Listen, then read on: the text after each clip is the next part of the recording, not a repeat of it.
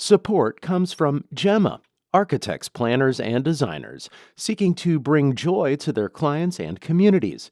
Details at gemastl.com. This is St. Louis on the Air from St. Louis Public Radio. I'm Marissa Ann Lewis-Thompson, in for the legendary Elaine Cha.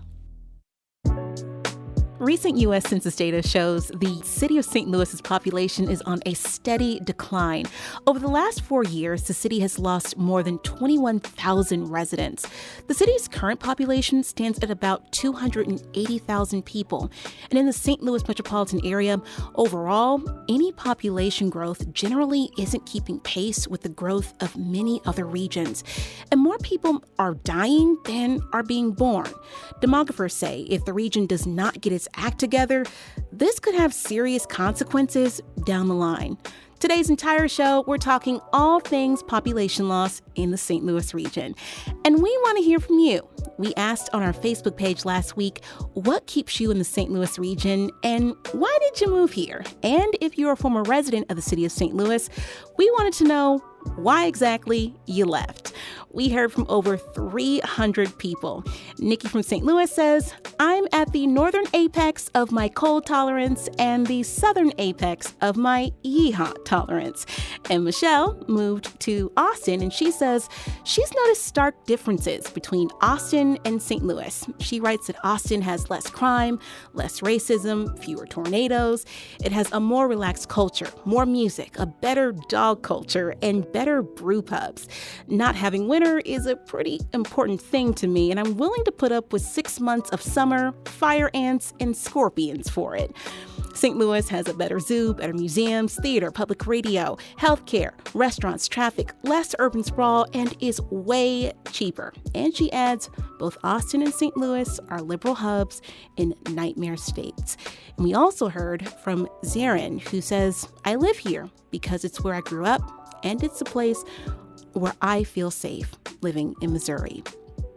We're going to open up our phone lines a little bit later in the show so that you can add your voice to this conversation. What keeps you in St. Louis? Why did you move here? And if you're a former City of St. Louis resident, why do you stay? Or why did you decide to leave? You can email us at talk@stlpr.org. That's talk@stlpr.org. Join me right now in the studio to talk about this is St. Louis, about St. Louis's population trends, rather. It's Ness Sándoval, a St. Louis University professor of sociology and demography. Ness, welcome to the program. Thank you for the invitation. So, let us talk about what has happened in the last 2 decades that's led to population decline in the St. Louis region. Yes, this actually goes back to 1970. So if we look at the past 50 years, the St. Louis, the 15-county MSA, if we take this back to 1970, was one of the largest MSAs in the United States. And so we try to model this forward of how large the region should have been given that it was 2.5 million residents. If it had grown the way other regions grew from 1970, the region would be over 4.2 million residents. So we asked the question, what happened? Because we're 2.8 million. We only added 300,000 residents in 50 years. And most of that growth was natural growth, births over deaths. We have people moving into the region, but you also have to recognize we have people leaving the region. And so the region never really grew based on the size of the region in 1970. And we saw this in 2010, and this is from 2010 to 2020. The region should have grown by 75,000 residents because this was births over deaths. We should have had natural growth of 75,000. But when the census came out, it showed that we only grew by 32,000 residents. And so that was one of the first times we could show that births were too low to mask the outmigration that was happening in the 15-county MSA. We've kind of known this already, but we could really demonstrate it and visualize it that St. Louis has a migration challenge. If you go back to 2020, COVID happens. Right. And COVID accelerates these demographic trends. We now know by about a decade. So I should be here in 2033 talking about this. But I'm here today talking about it because it accelerated our death rate. And anytime you have a demographic shock, you see a decline in fertility. This happened across the United States. In almost every region, there was a recovery, a demographic recovery, and fertilities went back.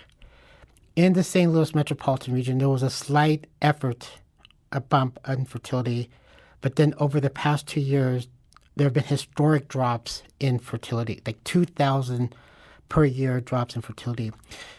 And so that's why I'm concerned, because I don't think people really understand the trend we're on in the decline of births. We're at 26,000 births annually right now.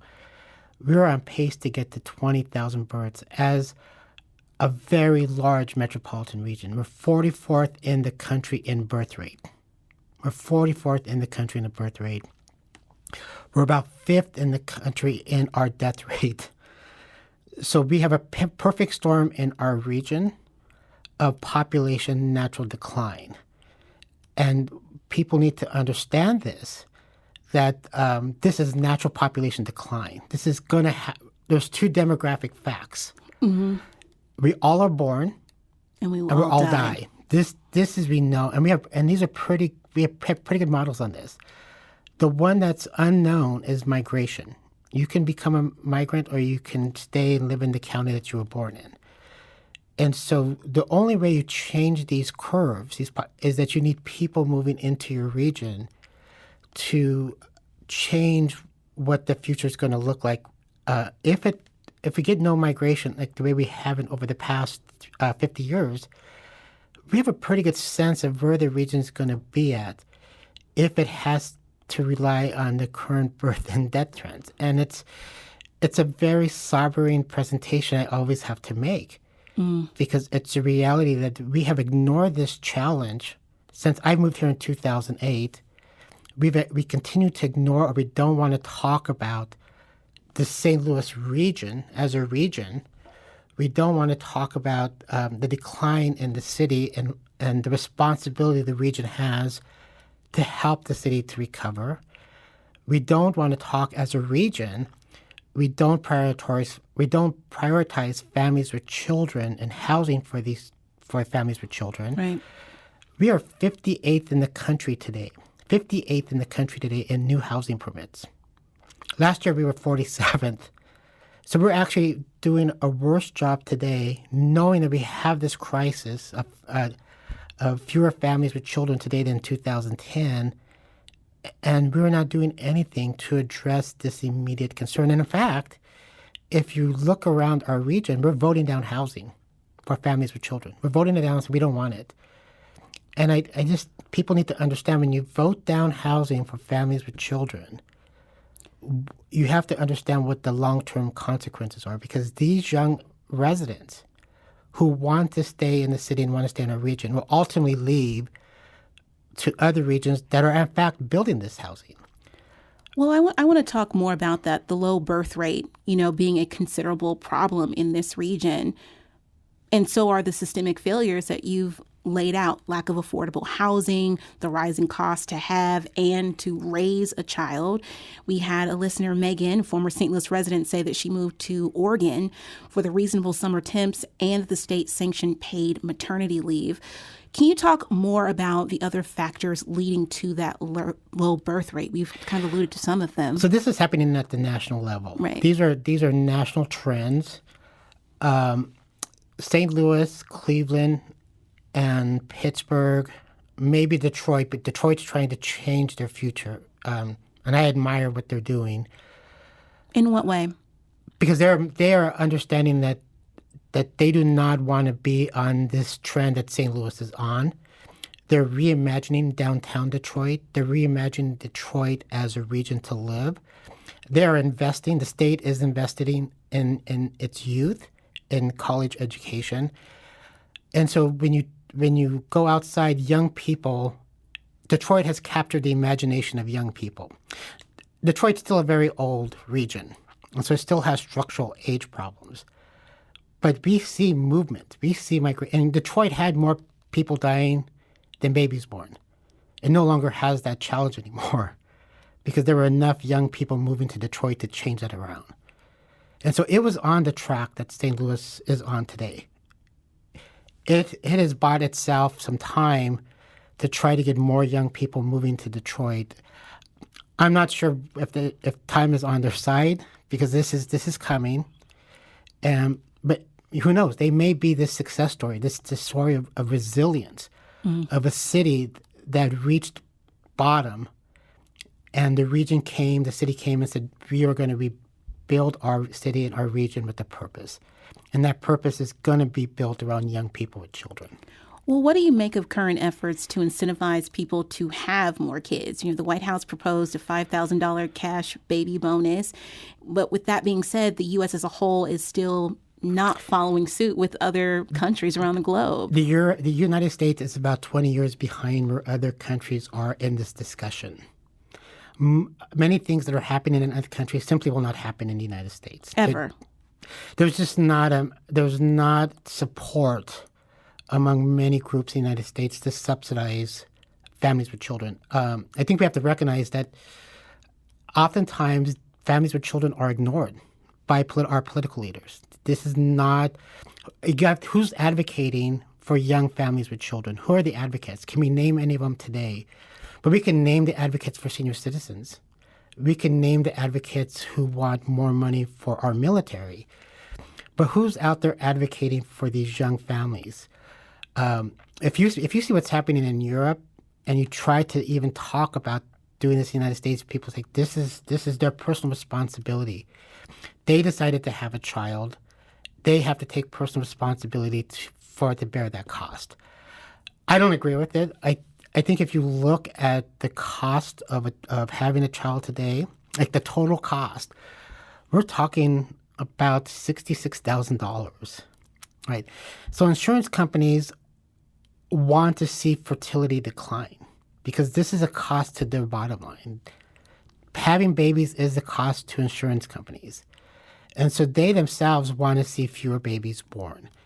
But the out-of-pocket cost that parents are paying is extraordinarily higher today than it was even 20 years ago. When we had our first child, we paid $500 total.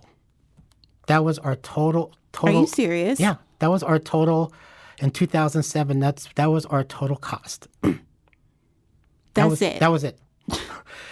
Our third child, we were about $3,500 out of pocket, and it's grown ever since then. So this is something that there are lots of advocates today that are saying childbirth in the United States should be free. This is something that's part of the common good because a well-educated child contributes about $5 to $6 million to the GDP.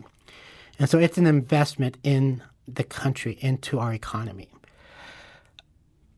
But you have students who are coming out of college with very high student loans. There's a disparity between men and women that are going into college. Women are outperforming men. And so when they get out of college, there's differences in the dating market, the marriage market between men and women. And so those disparities did not exist 20 years ago. And so that's something that we have to think about. As a country, how do we think through these structural changes that are happening at the U.S. level? And unfortunately, if things don't change, St. Louis, Cleveland, and Pittsburgh are going to see this about 30 years before other metropolitan regions are going to see it. Well, we're going to have to take a quick break here, but we'll be back shortly to continue this conversation. This is St. Louis on the Air on St. Louis Public Radio.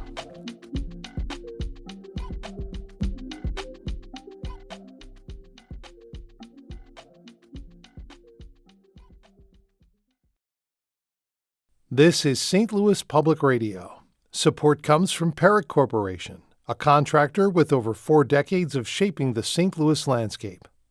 More at perrick.com. Welcome back. I'm Marissa Ann Lewis-Thompson in for Lane Chaw. Now back to our conversation with Ness Sándoval, a SLU professor of sociology and demography here in St. Louis. I want to go back to something here. Ahead to the show, we asked our listeners why they are choosing to leave St. Louis. And Emerson wrote to us, "More than anything, I love the people of St. Louis. They're some of the kindest, strongest, smartest people I know. I still work to make sure I'm advocating for them even after leaving because they deserve that effort. But the Trump administration and Missouri lawmakers made it unsafe for me to stay here. So I left for a bluer state where I'd actually have some legal protections and a chance at being able to access solid medical care as a disabled person." There is a lot of conversation around redistricting right now, and I wonder, what are the political ramifications of population decline at a city and state level? Yeah, so this gets into the politics of demography, right? These are challenges. If you at the state level, Missouri has more people dying than are born. 90 counties in Missouri have more people dying than are born. And so the state itself is in this demographic storm already. It's in a demographic winter already. And it's was part of the sobering news. Missouri's not going to make it. Its future is pretty much set because unlike other states, it does not get the type of in-migration that you're getting in Texas, that you get in Tennessee, that you get in North Carolina. It gets a little bit of migration, and most of that towards Kansas City and Springfield. And so the state itself has to recognize that it'll have to redistrict again because it'll have fewer populations in 2030, 2040. And so these districts, the way people understand it, are going to change. District 1, I try to be honest with District 1 is going to change. Because if you look at the population loss in the city and in North County, it's the largest in the state. And so that district is fluid. It's not going to be the same district that it was in 2000. That's the consequences of population loss, is that ultimately your political power will change based on whether it's growing or it's losing people. And if you look at District 1, the reason why it has lost so much, it has lost families with children. I think what people forget about the city of St. Louis, that if you were able to stabilize families with children, the city would be growing. The city is adding more households every year. Non-households with children are coming into the city at pretty good rates. But the reason that the city puts up negative numbers every year is that families with children decide that the city's not the place that they want to raise their kids. And this has started this is not new. Right. But this accelerated after COVID, or just before COVID.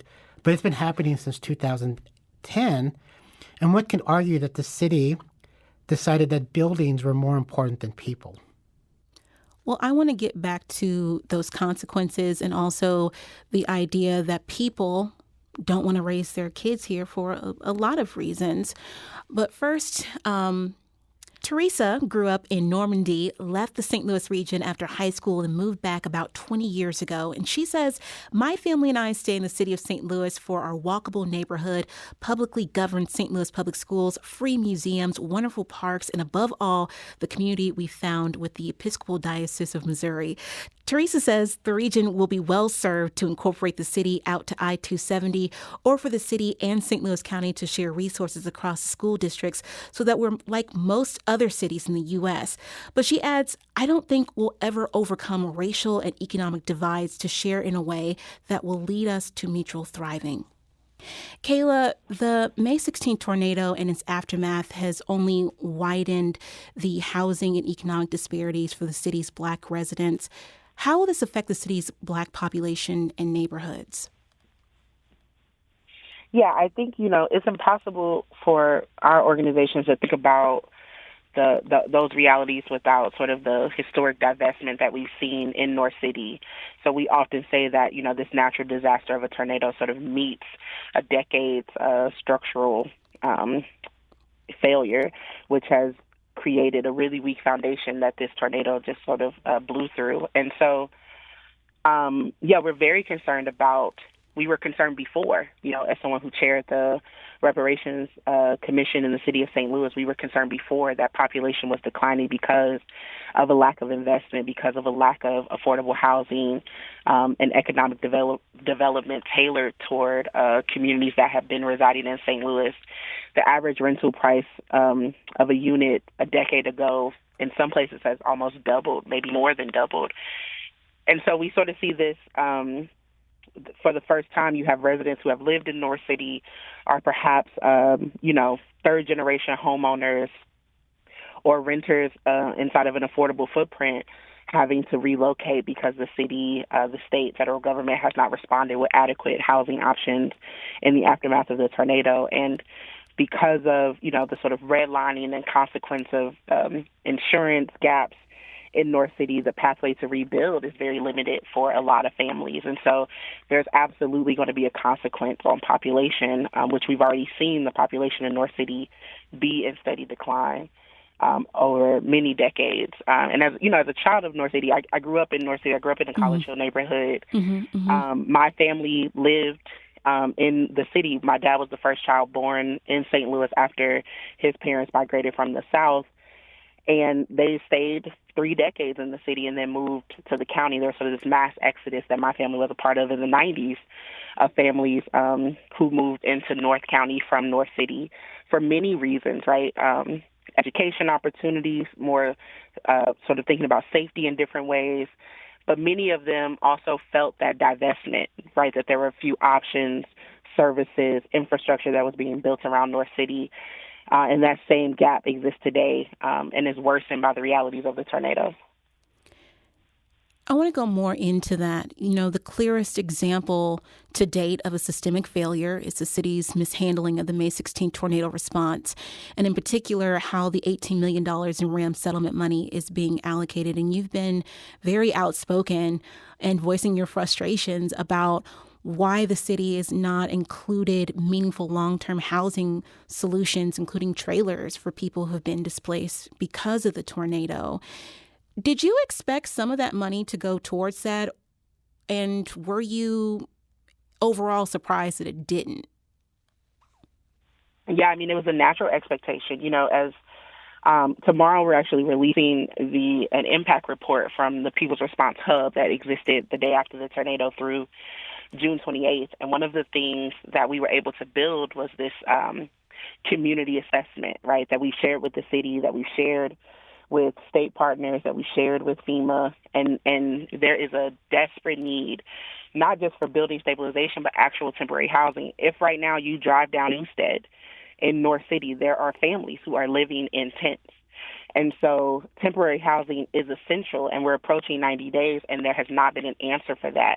The shelters have closed. As I stated in previous moments, hotel vouchers are expired, and there's not a sustainable option on organizations or families. That cost is too high. And so if we are interested in rebuilding, then the best strategy is to keep people in their communities as close to their parcel as possible so that they could be a part of the work of so they could be stable and a part of the work of rebuilding. And so, yes, we had expectations that first $30 million would have something built into it to provide transitional and temporary housing, and very disappointed that it has not. And in a hearing a couple weeks ago where they have not allocated all $30 million, they've allocated about $19 million, and most of that is going to non-housing solutions. And so we're very much encouraging the city to use these last sort of 11, 12 million that's left inside of a temporary housing program that will keep residents as close to their parcel in North City, in their communities, as possible.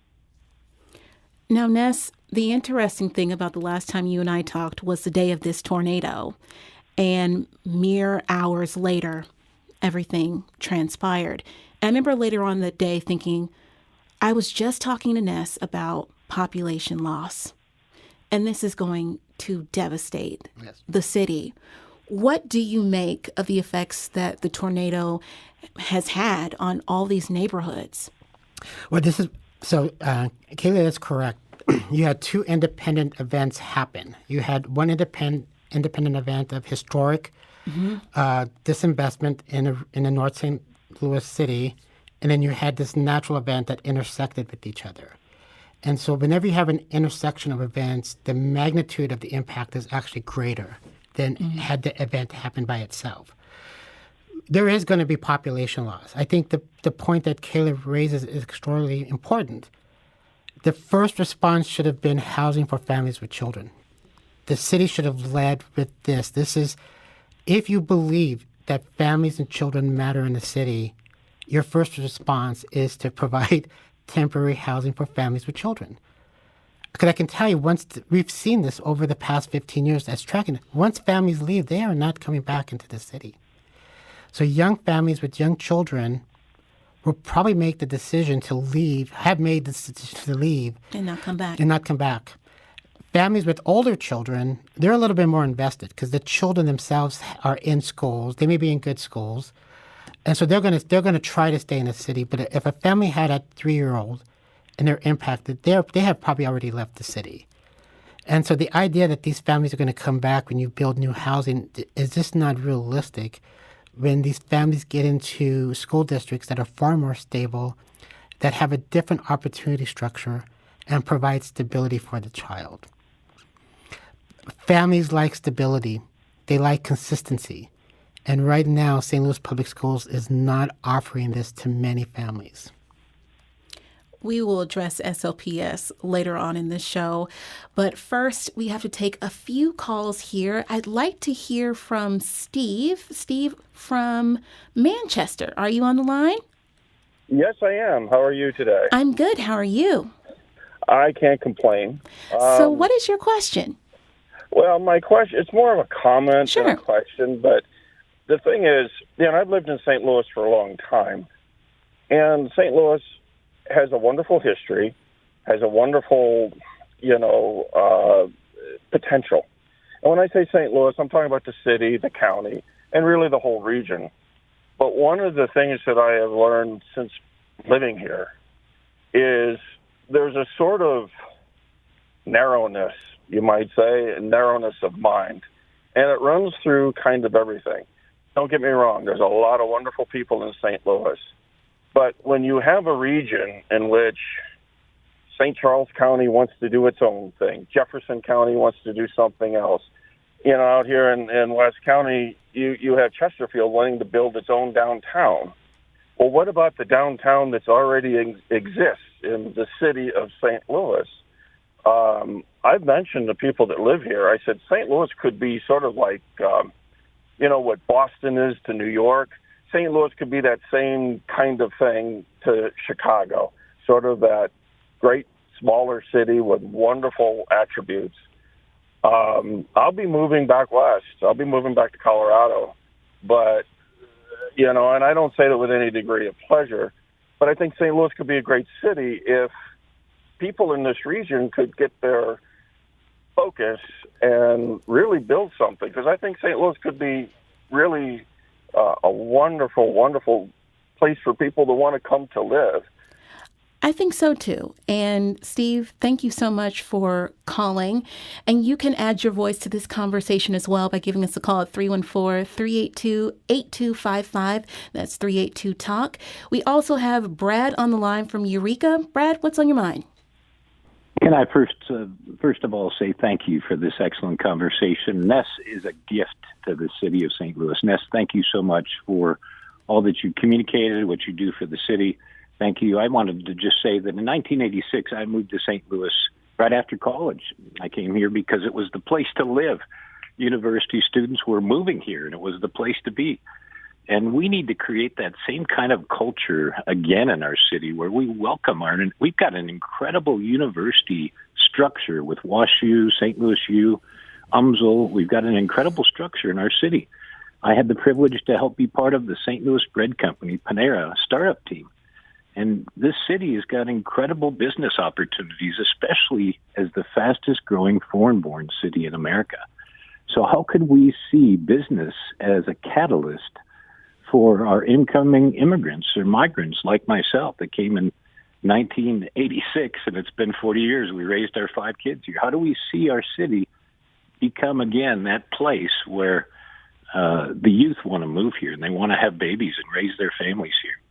So my question is, how could we do that with business? Well, how can we, Ness?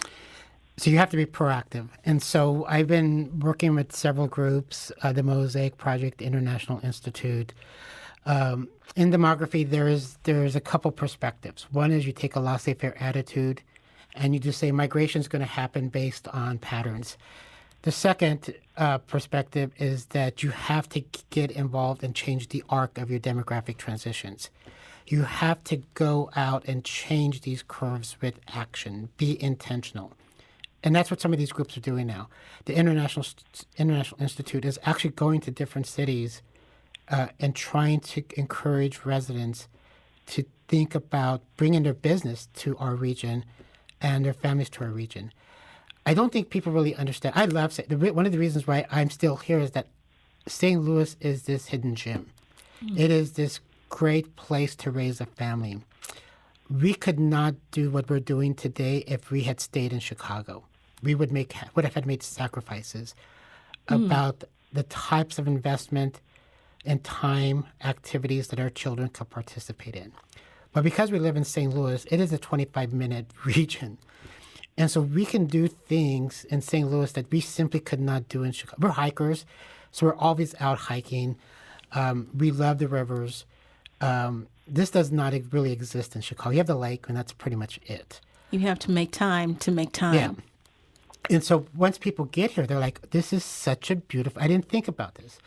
But what has happened to St. Louis, and I think if you were born and raised here, this may hurt your feelings,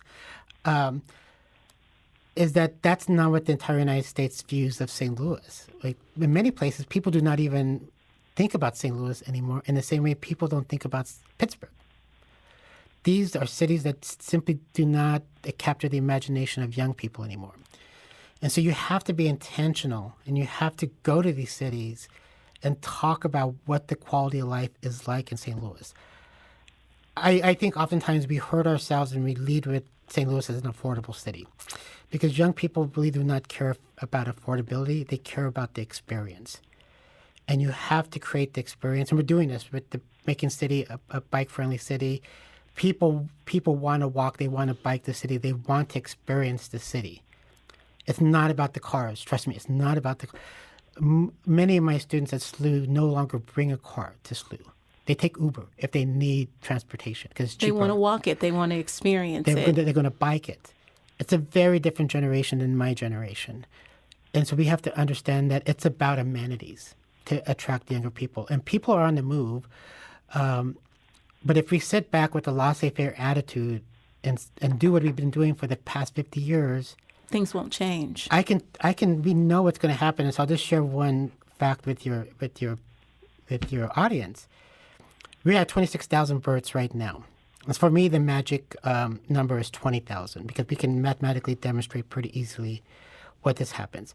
But once you get to 20,000 births, and this could happen in 3 years, but let's say it happens by 2030, just to make it easy. Once you get to 20,000 births, the region, if there's no net migration into the region will have under 99,000 children under 5. In 1980, it had 216,000 children under 5. When you get to 20,000 births, by 2045, you will have about 300,000 children under 15. We have about 480,000 today. We will have fewer children in 2045 than we did in 1930. Okay, we will have fewer children in 2045 than we did in 1930 for the 15 county. This is what's coming. That's wild. Rockwood School District just released a report that right now they're about 18,000. They're expecting to get down to 15,000. If this hits, Rockwood will be about 10,000 students in 2045. Parkway will become unrecognizable to students who went to Parkway 20 years ago if this goes forward for another 40, 50 years.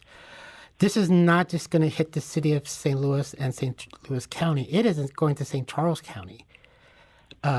You will start to see announcements in St. Charles County in 20, 30 years about school consolidation. Jefferson County, this is not going to be simply the epicenter may be the city of St. Louis, but that's not going to be the impact when this happens by our inability to say families with children matter, and we need to build attainable homes for families with children. If we decide we don't need to do this, then the future is pretty clear what happens, because we have 50 years of evidence that says that the region never really was a region that attracted net positive migration. Well, I want to get to a comment here. Dre wrote to us, I miss home and miss my family and friends, but I had to leave. Being a young, upwardly mobile African American, the opportunities just aren't there. You're still fighting against old, outdated, oppressive mindsets. There is a ceiling. You just have to leave if you want a better life. The St. Louis mass exodus makes me sad, though. Kayla, what do you make of what Dre is saying? I mean, I certainly sympathize with it, right? To be, I've lived in St. Louis all my life, and except for a couple summers, other places. And for many reasons, people I went to school with, loved ones have succumbed to the circumstances that have been mentioned all episode. And so for a lot of St. Louis natives, especially, Black residents, leaving feels like a form of safety, feels like a form of upward mobility, because there feels like a sort of permanent ceiling in St. Louis.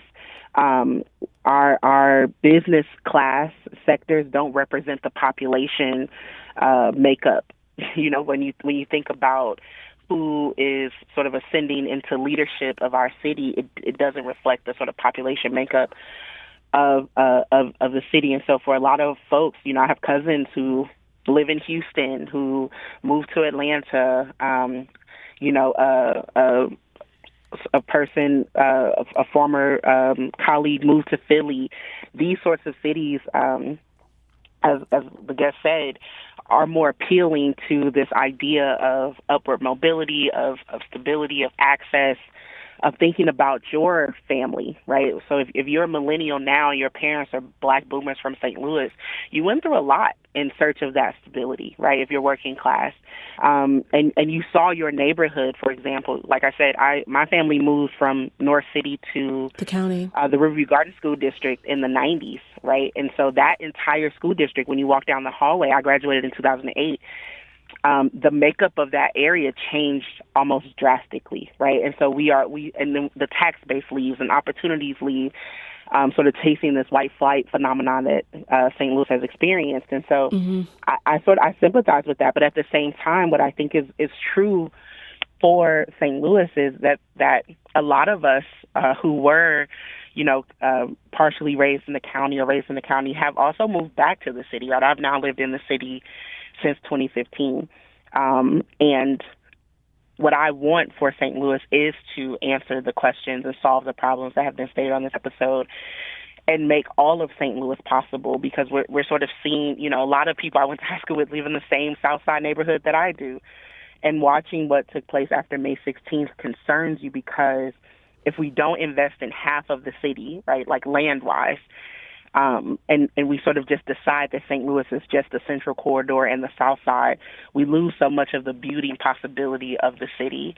And I think a lot of folks want to come home, and a lot of residents who are here suffering in the sort of post-tornado don't want to leave. When you go to these community meetings, these Board of Aldermen meetings, these are folks who have lived in the city 50, 60, 70 years. They want their house to pass to their grandchildren. And I think the city has to answer these questions and create plans that make St. Louis an attractive place for young people to move to. And that's complicated inside of the political reality of being sort of a Democratic stronghold in a Republican state. And just decisions that have been made about which sides of the city we're going to prioritize. But I have a lot of sympathy for folks who made that decision, because I understand where it comes from. And I see a lot of opportunity for St. Louis to course correct that and make this a place that natives want to come back to after they go to college, and other people come and visit and come to college here and want to stay. I think that is possible. Well, Kayla, thank you so much for sharing all of that. We appreciate you. Thank you for joining the show. Kayla Reed is the Executive Director of Action St. Louis. We need to take another quick break, but we will continue our conversation with Ness Sándoval in just a moment. This is St. Louis on the Air on St. Louis Public Radio.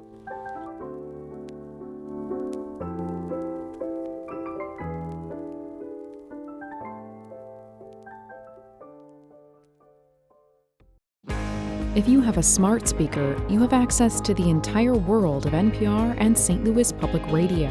All the latest news and all the captivating stories. Activate our voices with yours by telling your smart speaker to play St. Louis Public Radio.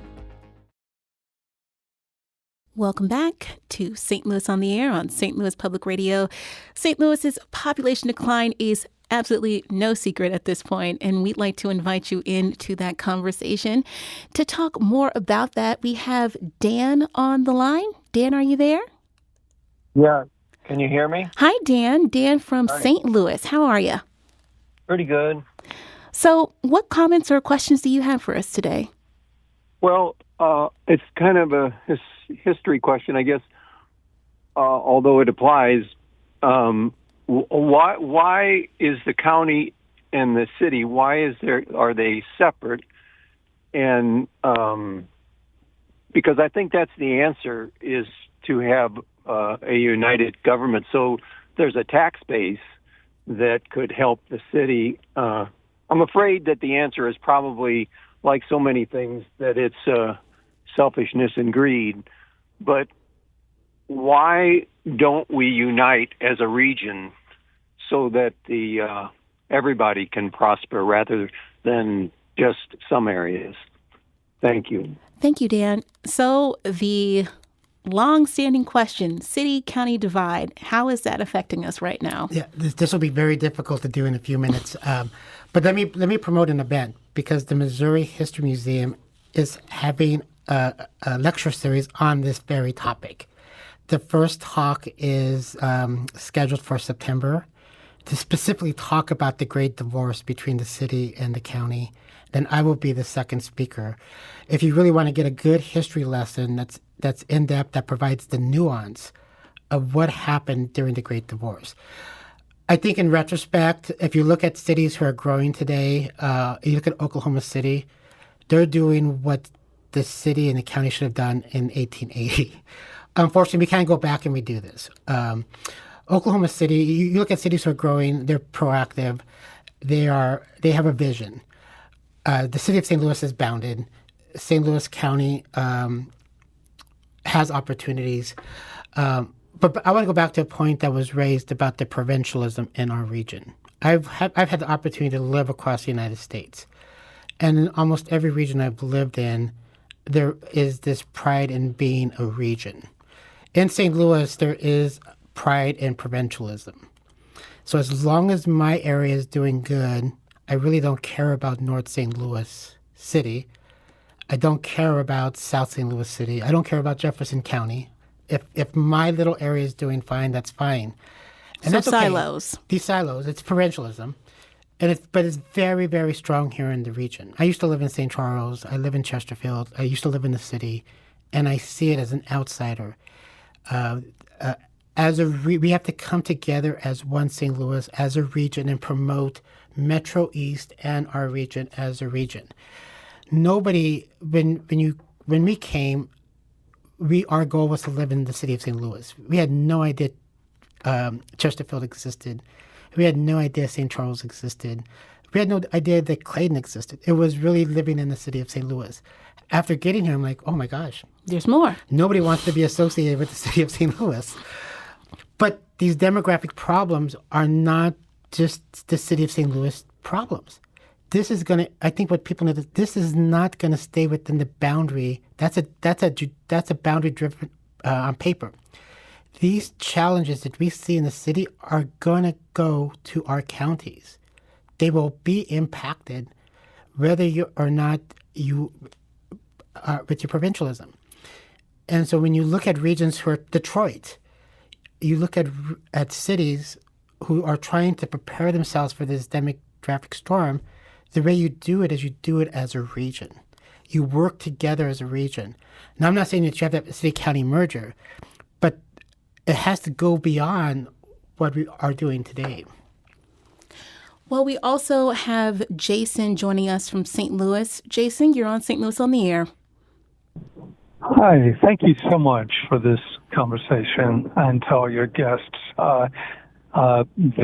Your guests' comments just now hit the nail on the proverbial nail on the head. I grew up in the Central West End, born and raised, moved to New York for 16 years. I was stuck there psychologically for about 10 of those. And then I moved back to St. Louis as a default setting. Got to say, St. Louis, as an adult, I don't have a family of my own. St. Louis, I love the fact that I can get in my car 7 minutes in South City, 7 minutes later, be at my dad's condo in the Central West End. It is so convenient, and the cost of living compared, of course, to New York is so cheap. You know, my father's aging, and I'm not sure where I'll be in 10 years. And to your guest's point, there is a lack of unity and dynamism in this city that I believe is solely mediated by the municipal split between county and city. To your guest's point, New York's much bigger than we are, and yet there's a unified psychological dimension to everyone's lived experience there, whether you live in Queens or Manhattan. We're missing that here. Well, I appreciate your call, Jason. Ness, we've been talking about a lot of challenges St. Louis is facing, but we've also heard from a lot of people about why they continue to call St. Louis home. Randy says there is more history, character, and soul in St. Louis's pinky finger than most other cities combined. No city is really what it used to be, and St. Louis is no exception. St. Louis is often its own worst enemy, exhaustingly steeped in layers of generational baggage, and the city could write the book on urban strife, but it oozes potential from every crevice. Younger cities can never replicate what St. Louis has in spades. Pound for pound, they will never be able to build a city this cool again. In our final minute here, what gives you hope about St. Louis's future? I think back to this back point, the city itself is a hidden gem. It's got great architecture. It has people who wake up every day to make the city run. People who believe in the city. That's what's important. It's about, we're talking about statistics, but at the end of the day, it's about the lived experience. And people still believe in the city. They are working hard. If you look at some of the efforts that are organic, you take lots of pride in that because you're like, people are trying to make St. Louis a better place to live. We have to get our elected leaders to recognize that it's not just about buildings. You have to recognize that the city is made of people, and you have to invest in people, and you have to invest in children. If the decision is that buildings are more important than people, we kind of understand how this future is not only for the city, but for the county and St. Charles County, what this looks like in 30, 40 years.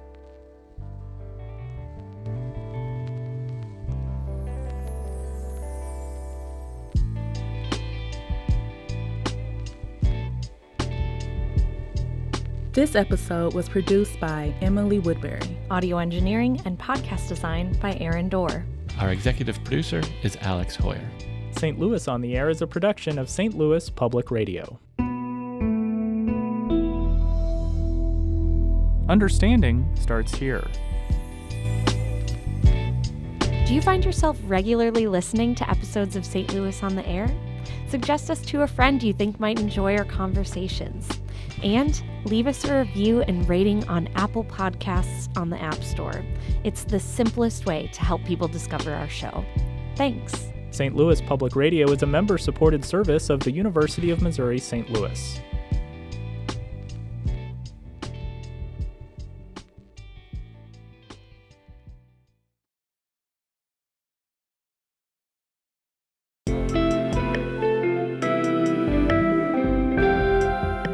The Gateway brings you the day's news each weekday from around the St. Louis region and the state capitals in Jefferson City. Our schools are accredited.